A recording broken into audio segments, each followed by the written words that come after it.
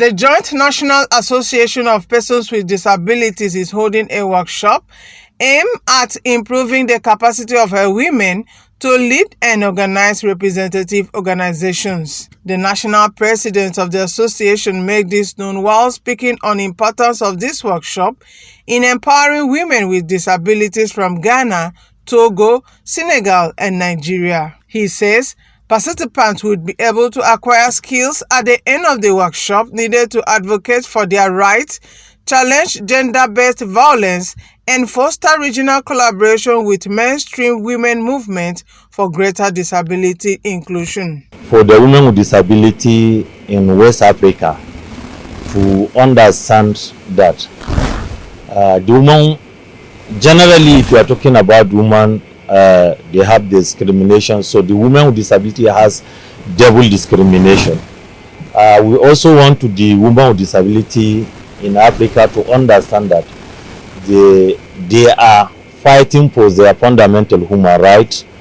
The issue of their disability or signing disability law or whatever is not a matter of maybe charity, or some people are looking at the person with disability giving different definition. Maybe some people will define disability on the health matter, some people will find disability on the charity matter. We want the talking about women with disabilities. There's a double discrimination situation. There's discrimination because they're a woman, and then there's discrimination that you're a person with disability. So that's essentially the message.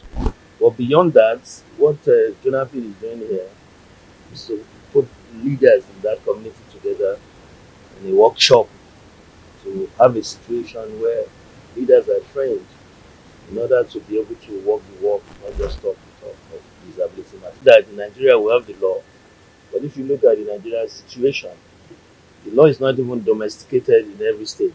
It's not every state that has a commission. So for us in Nigeria, we still have a lot of work. But thank God, with the efforts of the civil society for decades, we have this law. And make no mistake about it, the law is not about charity. The law is about protection, law of rights and welfare of persons with disability. In the House, we have a mandate to investigate the compliance of MPAs to the Disability Act. This is the Discrimination Against Persons with Disability Act Prohibition 2018, because there was a moratorium on that law up to January, and that is long gone. So it's time for us to do our job. It's such that it tackles every woman, and that's why we're talking about intersectionality. We cannot talk about women without also talking about women with disabilities.